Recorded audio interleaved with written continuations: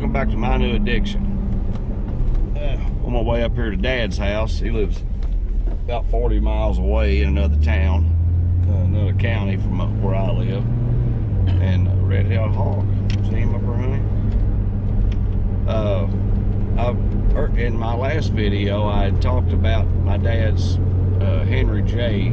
straight axle. He's got a GASSER race car, drag car. And I told you it was something kind of special about that car. And I'm going to tell the story about why it's why it's the main reason why it's special. Is when my dad was real young, my granddad, his daddy, had a Henry J. A lot of people never heard of them. They were made by a company called GASSER, and that was one of their models, was the Henry J. And when my dad was a little boy, his dad had one. And the very first race that very first drag race anybody ever took my dad to, there was a Henry J racing there, and Dad really liked it because it was like the one his dad had.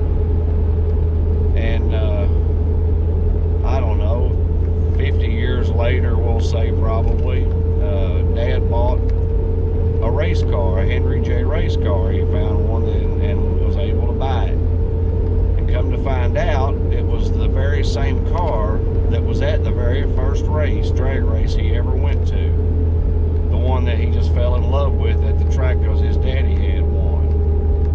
And he bought the car, and he's been racing it all these years since. Well, back just a few years ago, I'm thinking maybe 5, 6, 7 years ago now, he was on his way to a race, and the trailer, the way I understand it, either the trailer came unhooked from somehow from the truck, and the car and trailer rolled. Fortunately, Dad wasn't hurt, and I don't think that he wrecked, but the trailer and the race car and everything with it did, and it destroyed the roof of the car. And if I'm remembering this right, Dad said that at first he was about ready to give up on it because it had messed up the roof of the car. And I guess in the process of looking for another car to build as a race car, he ran across somebody that had a Henry J for sale, and he thought, well, maybe I could just replace the roof on it. So he goes to this guy and he looks at the car and everything and buys the roof off of it. And when he gets there, come to find out, it was his daddy's Henry J. Now, every time I tell this story, I get goosebumps, because there's got to be more at work there than just happenstance. Gotta be. They're a fairly rare car to have around. I mean, there's not a lot of them. You never see any on the road. You see a few at drag strips and stuff, but they're not a car that you see all the time.